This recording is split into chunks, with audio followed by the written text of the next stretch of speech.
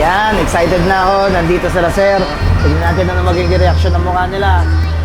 In 3, 2, 1, go! Putahan mo talaga to, sir? So, ito po si sir. Siya po yung may-ari ng NMAX. Gusto niya magpa-modify. Pero yun nga, di ba sir, yung budget natin medyo limited. So, gagawa natin ang paraan yan. Nag-react, puntahan natin. So, okay. Oh, nakabili na rin pala to. Nakabili na pala to. Ito, pinaship ba sa'yo to? Oo. In-order ko po sa Lazada. Okay. Sige. Di ba, mukhang makinis pa naman.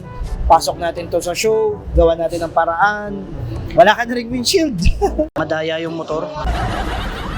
Sige, di ba, sir? Bale, ganun na lang gawin natin. Salamat sa pag-participate dito sa vlog ko. Ang gusto mo sabihin ko, I love you. I-update na lang. A few moments later.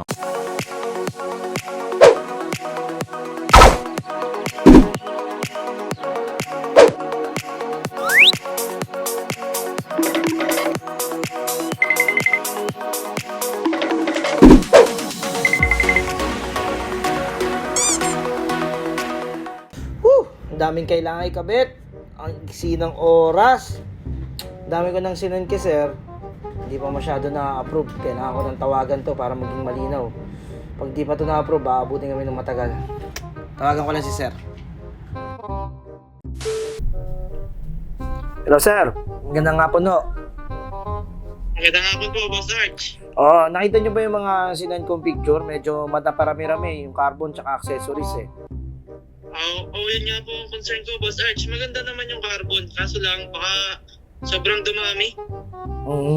Sige, don't worry, sir, sa gastusin kasi hindi naman talagang tunay na carbon yung nilagay natin doon. Yun yung plastic dip na uso ngayon. Medyo pagkakasyahin pa rin natin yung budget para may pasok yung accessories na gusto nyo. Sige, Boss Arch. Total, nakita ko naman yung carbon, tsaka yung mga ilalagay na accessories. Mukhang babagay naman siya sa motor show na sasalihan ko. Goods na ako dyan. Pwede yun na pong simulan ikabit lahat ng parts. Sige sir, ako ang bahala, mabadali na natin to para may laban nyo na agad at umabot tayo dun sa deadline natin. Make sure na pagdating nyo rito, talagang matutuwa kayo sa makikita nyo motor. Okay, Boss Arch. Salamat po. Okay, sige sir, salamat. So alright mga Kasiwa Nation, nakita nyo, tinawagan na natin si Sir Romel. Pumayag na siya ron sa setup na pinropost natin. Medyo marami-rami pa to. Fairings, accessories, gulong, suspension, pati mga pailaw. Sisiguraduhin natin pwedeng ipanlaban to sa show tong motor ni Sir. Tara, kabit na natin to. So alright mga Kasiwa Nation, nakita nyo na, kausap natin si Sir at go na siya dun sa project na gagawin natin para dun sa NMAX niya. Pero bago natin gawin yan, ito muna unahin natin. Ito yung mga carbon plastic natin. So ipapadikit na natin ito ngayon kasama kay Master. Tara samahan nyo, baba na. So ito na yung NMAX. Hindi natin maikakabit. Ito muna mga Nemo. Itong mga tinitikit lang muna para madali. Tapos pabalikan natin to. Magkakabit natin yung mga dikuryente. So ayun si Master. Master. Tigit mo na lang dyan.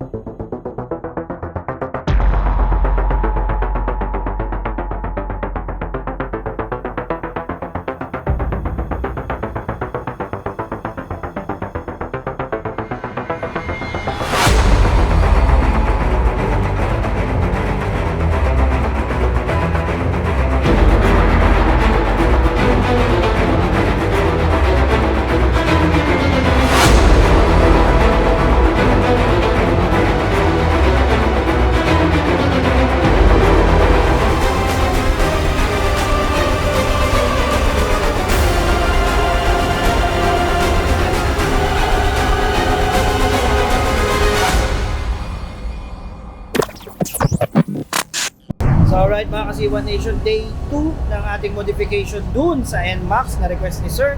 Ang gagamitin daw siyang pang show. So ito na siya. So tapos na ni Master yung mga dinidikit-dikit sa kanya. So ito ito. Yan, nadikit na yan. Ito. Yung sa rear panel, ayun na, tapos na rin. Pero hindi pa namin kinakabit. Ayan. Ayan. Ito pa, sa ilalim. Ayan. Ayan, tsaka ito rin. Pero hindi pa namin kinakabit yung pinaka critical na part ng upgrade na to, yung mga wirings. Nabo-void ang warranty pag sa mga wirings natin pinapakailaman natin. Kaya dito, sesetapan namin ang sariling harness yun, hindi konektado sa kahit ano. Diretso lang sa battery at sa ignition. So, ito yung part na yun, yung may wiring. Yan, yung may ilaw. So, ito po yung gilid niyan. So, umiilaw yan. So, dito yan nakakabit. Yan, So, isi-set up ni Master yung wiring nang hindi naka-attach dun sa main harness. Gagawa namin siya sariling harness, sariling switch para kung kailan gusto gamitin ni Sir, walang problema. At hindi mabovoid yung warranty ni Sir. Kasi alam nyo naman, sayang din yun. Warranty pa rin yun. Okay, so ngayon puro wiring tayo. Okay. Speaking of wirings, di ba may wirings tayo dito sa gilid.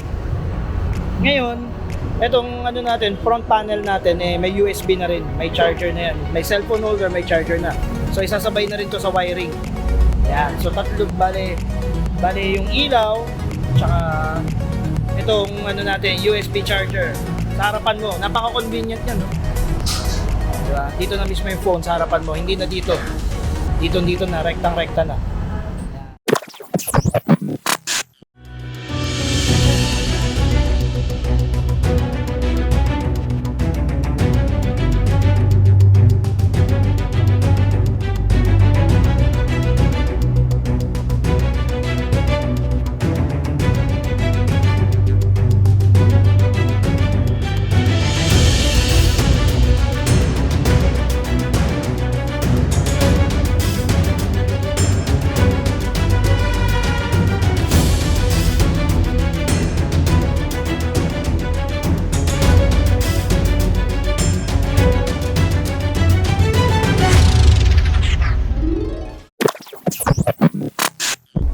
So alright mga Kasiwa Nation, nakita nyo naman tapos na tayo dun sa mga carbon installations natin. Nakita nyo naman yung plastic carbon na ikabit natin.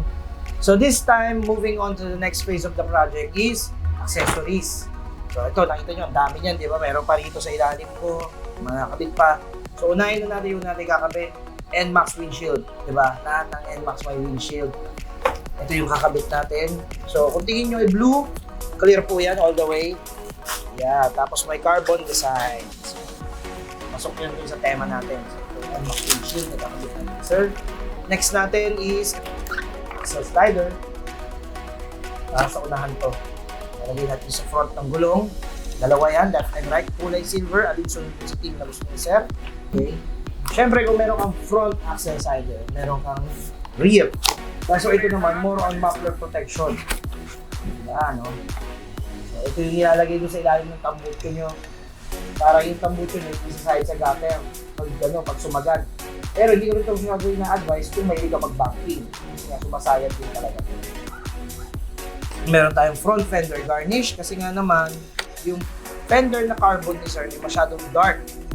So nilagyan natin siya ng garnish na may accent ng silver. Ayan. Ayan. So ilalagay natin ito dun sa gilid ng fender niya. Para hindi naman all black tingnan. Tapos, sa brakes, ano naman yung caliper natin, black lang, no? Hindi natin pinalitan ng silver, ordinary lang. Medyo mawawala sa team. So kailangan natin siyang coveran para mga silver. At meron tayo rito, brake caliper cover, kulay silver. So para hindi naman maligaw yung tema natin. Pasok po ito sa Aerox at NMAX. Meron din tayo ditong lever. Alam niyo naman na ang lever ng Aerox ay merong brake lock. At ang NMAX wala. At yun ang kadalasang problema. Pag sinight stand, hindi naka-handbrake, tumataob. Natutulog yung NMAX natin mag-isa. So itong lever na to, meron siya kasamang brake lock. So pag iniwan mo siya, pwede mo siyang brake lock para hindi gagalaw yung motor. Siyempre, lever, Renault, brake caliper. Lahat di kulay silver, di ba? So yung stock natin caliper, papalitan natin itong big disc. Ayan, so mas malaki ito na hindi ko sure, pero alam ko, ayan, 265mm lang siya. So, pag may scooter ka, pag mag-maxi scoot ka, Aerox, NMAX, Click, lahat, kailangan may matting. Diba? So, pakit naman kung stock, tapos dadali mo sa show. Diba, wala kang matting na nakaporma. So, itong silver pa rin ang nilagay namin. 4 pieces to, upper and lower sa NMAX. So, ito yung Motaro side mirror natin. Ito yung sinasabi niya ng Ducati rin. So, pinagkaiba naman ito kumpara dun sa ibang alloy side mirror. Kompleto na po yung pamilya. Kasi po yung Yamaha, lefty and right, left to right, and right to left. Baliktad po yung thread ng mga yon. Sa Honda naman, right to left lahat. Ayan, ito yung side mirror na yun. Sama na rin yung mga converters niya. Ayan, yan ang pinaka-importante. Para maging universal siya. Honda, Yamaha, Suzuki, Kawasaki, pwede gumamit. Tapos, ito yung pinaka-side mirror niya. Ito yung tawag niya na Ducati. Ducati side mirror. Yeah. So, maganda rito, yung salamin nito is clear. Tsaka walang grado. Yung iba kasi may clear, may grado. At yung iba naman kasi alloy yung ganito. Ang problema, pag alloy yung ganito sa vibration, nadudurog yung gilid ng salamin. So, eventually, malalagyan yung salamin. Ngayon, all plastic na, nandito lang yung alloy. So, Motaro. So, meron din tayo dito leg shield. So, ito yung leg shield. So, ano ba yung leg shield mga Siwa Nation, no? Ito po yung dinuduktong dun sa gilid ng NMAX para mas maging malapit siya. Nilalagay ito sa NMAX V2. Meron din ito sa mga B1, pero ito, iba na yung hulma nito. Pag bumabiyahe ka, yung banda ng tubig, hindi agad direkta sa binti mo kasi nga mas malapad na yung unahan mo eh.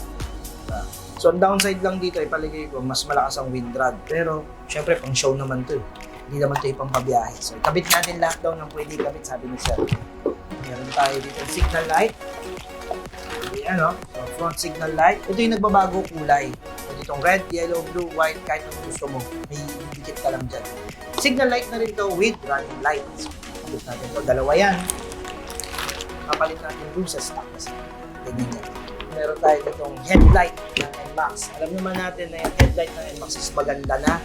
Pero syempre sa show, alam nyo naman, dapat hindi ordinary. So, nag-decide kami na Sir, napalitan yung headlight niya. Bagong-bago na yung motor, pero syempre, yun ang gusto eh.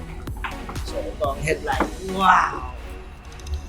Okay, so Eagle Eye, Xenon type. Meron tayong pilik mata na ilaw. So, lahat po yan, iba-iba ang kulay. So, kung tatanungin nyo kung legal pa po ba ito, ewan ko po. Siguro kung sino na lang gustong gumamit, pwede naman. Pero pang show kasi itong motor namin na gagawin. So, yan. Pogi. Itong partner naman ng taillight namin. Multicolor din ito. At kung ano yung tsura sa unahan, halos ganito rin tsura ng likod. Tignan nyo. Ayan. Diba? Parang may mata rin. So, ito, X-Max inspired yung design. May pilik mata rin dito yan. Tapos meron dito eyelid na bilog. Siyempre yung brake light natin. Suspension naman ang pag-uusapan natin. So, meron tayong suspension dito, dalawa. Bakit dalawa? Siyempre, front and rear. Una-unahin muna natin itong OKD natin, straight from Thailand. Okay. So, ang suspension color na napili ni Sir is gold. Bakit kamo gold? Para mag-stand out naman daw yung suspension niya kasi majority ng bike is black and silver na. So, ito naman yung gold. Ayan, may tools. Legit. From Thailand. At debaso siya. Debaso type. Okay din. Okay din. So yan, okay din ang likod natin. Dalawang piraso yan. This is 305mm. Pwede po sa Aerox at NMAX. Ito naman yung front natin. High performance shock din to. Marami rin gumagamit ito. Ito naman yung JBT na suspension. Diba? So, hindi siya upside down, pero adjustable po ito. At ang pinagkaiba nito kumpara dun sa stock front suspension ng NMAX is mas manipis po yun kasi laki lang ng gear yun. So, ngayon ito mas mataba ito kung mapapansin nyo rito. Iba yung sukat nung pinaka-holder hanggang dito sa body hanggang kumapal na rito. Mas mabigat, mas nagpi-play ito ng maayos at adjustable yung preload niya. So, ano yung preload? Yung po yung lumulubog at umaahon. Ayan. So, hindi pa ito nakatimpla kasi pansin nyo, bilis umahon. Dapat po yan, mabagal umahon, nakatimpla na. So, siset muna natin. So, ito yung lalagyan sa front. Ayaw ni Sir makita may iba pang brand bukod sa pangalan ng NMAX. So, si Sir nag-request na takpan daw itong part na to. itong ilalagay naman natin sa kanya.